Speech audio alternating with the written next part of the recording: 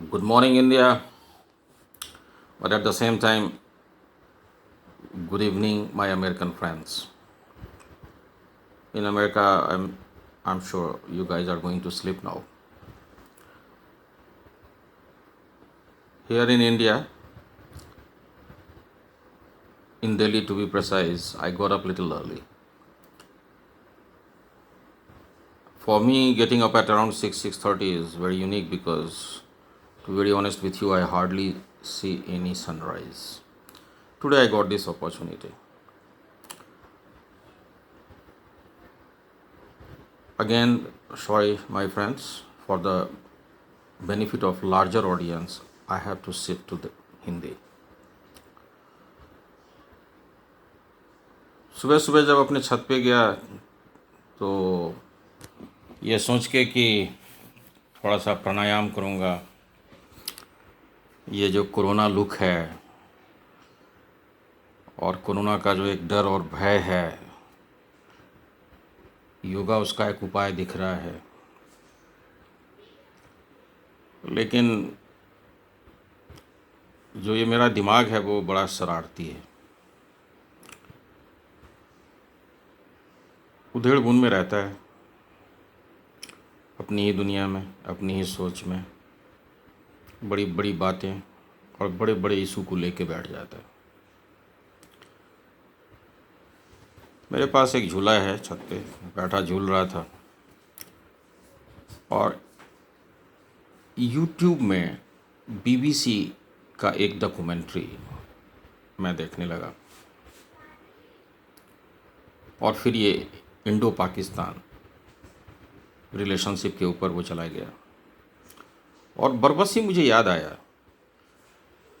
करीब 2 साल पहले इंडिया से एक बड़ी ही प्रभावी कंपनी के उच्च पदस्थ पदाधिकारी जो एक मुस्लिम हैं, वो कैरिबियन में थे।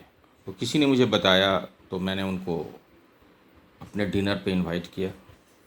तो हम लोग रेस्टोरेंट में बैठे थे और कुछ बातें चली पार्टीशन की और कुछ बातें चली आइडेंटिटी की। मुझे याद है कि ये चर्चा जो शुरू हुई थी वो मेरे एक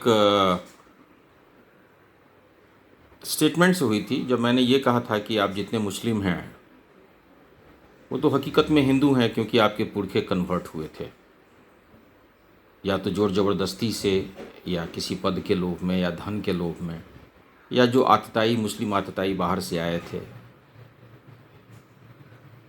उनके संपर्क की वजह से जो हिंदुस्तान का मुस्लिम है वो हिंदू से ही कन्वर्ट हुआ था। मुझे ऐसा लगा था कि शायद उनको गुस्सा आएगा, लेकिन वो मुस्कुराए और उन्होंने कहा कि हाँ, ये सही है और आप भी हिंदू नहीं हैं।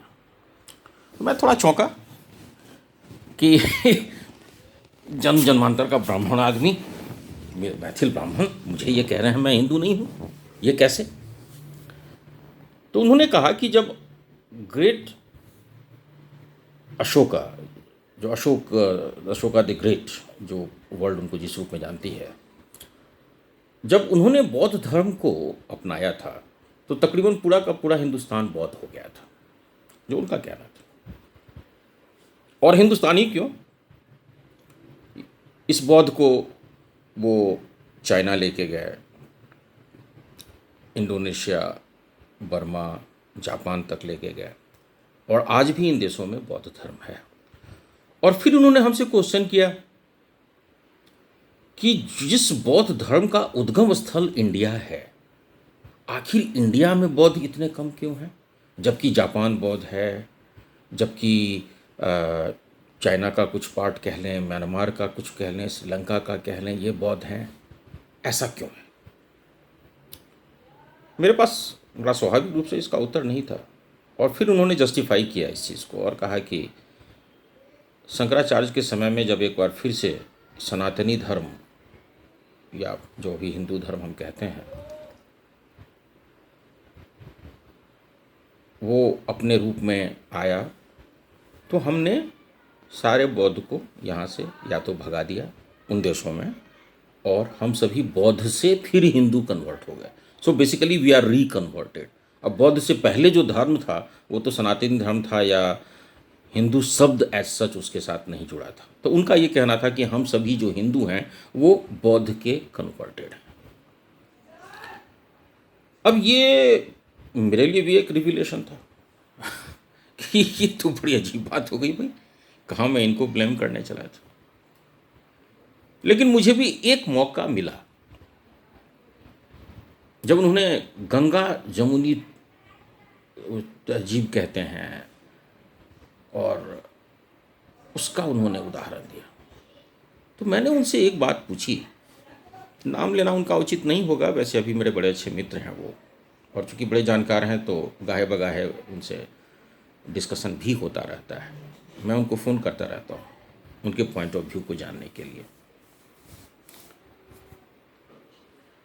उनकी एक बात मुझे थोड़ी सी खल गई थी, और मैंने उनसे ये पूछा था कि ये जो गंगा जमुनी तहजीब और इसकी जो आप चर्चा कहते हैं, तो ये गंगा जमुनी तहजीब में ये अल्लाह अकबर कहाँ से आ गया? यदि आप गंगा का नाम लें तो ये तो गंगा मैया, जय गंगा मैया, अयोध्या राम लला की जय, उमापति महादेव की जय जो हमारे बाबा विश्वनाथ हैं, वृंदावन कृष्ण मुरारी की जय। तो तहजीब तो ये है। आपकी तहजीब तो मक्का मदीना और उसका अल्लाह अकबर और बाकी जो भी है वो ला इलाहा और जो कुछ भी है, आप उसको इस तहजीब से कैसे जोड़ सकते हैं? और यदि है तो आप बोलिए जय गंगा मैया। यहाँ तो आप भारत माता को माता बोलने को तैयार नहीं है, वंदे मातरम गाने को तैयार नहीं है। तो मैं आप लोगों के ऊपर भी छोड़ता हूँ कि बार बार जो ये गंगा जमुनी तहजीब और इसकी जो चर्चा होती है, इसका मुसलमानों से या उनके धर्म से या उनके रिचुअल से क्या लेना देना है? ये तो हमारी तहजीब है, हमारा सिविलाइजेशन है। और आज सुबह सुबह अपने फेसबुक पे और बहुत सारे व्हाट्सएप ग्रुप में भेजा है। मुझे पता है कि वो काफ़ी कंट्रोवर्शियल है, और वो इंडिया पाकिस्तान डिवीज़न के बारे में है। जो देख सकें पढ़ सकें कृपया अपने कमेंट्स डालें। I am immune to any kind of opposition और इवन इंसल्ट टू, क्योंकि मैंने बहुत कुछ देखा हुआ है ज़िंदगी में। मुझे पता है कि ये सारे शब्द जो हैं इनका कोई अर्थ नहीं है, चाहे वो रिपुटेशन लोग कहते हैं, इज्जत लोग कहते हैं, या फिर लोग भागी जाती है प्रशंसा पाने के लिए। मुझे इन चीज़ों की कोई परवाह नहीं है। ना मैं कभी रिपुटेशन के ऊपर गया, ना मैंने कभी जो कुछ भी मैं हूँ उससे मैंने कॉम्प्रोमाइज़ किया। ना मैंने अपना घर छोड़ा, ना मैंने अपना गांव छोड़ा। पूरी दुनिया घूम ली, लेकिन अभी भी अपने बाकी ग्रामीणों से सबसे ज़्यादा गांव में मैं इसलिए जाता हूँ क्योंकि मुझे पता है कि वो मेरा जड़ है, मेरे पुरखे वहाँ पे हैं, मेरा अस्तित्व वो मेरा गांव है, मेरी मिथिला, मेरी मैथिली। यहाँ तो छोटे से छोटे लोग पे लोग अपना परिवार छोड़ देते हैं। मैं आगे नहीं बोलूँगा। बहुत बहुत धन्यवाद। ये मेरे फेसबुक पे जाएगा, बहुत सारे व्हाट्सएप ग्रुप पे जाएगा, और हाँ, अब मेरे चैनल को सब्सक्राइब करें, Ajay Jha Guyana life and travels. Please subscribe करके देखें, मैं बहुत कुछ उस पर अपलोड कर रहा हूँ। और ईश्वर ने मुझे जो कुछ दिखलाया, मैं चाहता हूँ कि हमारे मित्र, हमारा परिवार, हमारी मिथिला उन चीज़ों को देखे जो शायद बहुतों को नहीं देखने को मैं नहीं कहता हूँ, मिथिला में तो सभी बहुत कुछ जानते हैं, लेकिन हाँ, मैं बहुत सारे ऐसे देश में गया हूँ जो बड़ा स्वाभाविक है कि बहुत कम इंडियन वहाँ जाते हैं। तो मैं प्रयास करूँगा अपने इस YouTube channel Ajay Jha Guyana life and travel में उन सब की चर्चा करने का। धन्यवाद, बहुत बहुत धन्यवाद। आपका दिन शुभ हो। Enjoy rest of the day.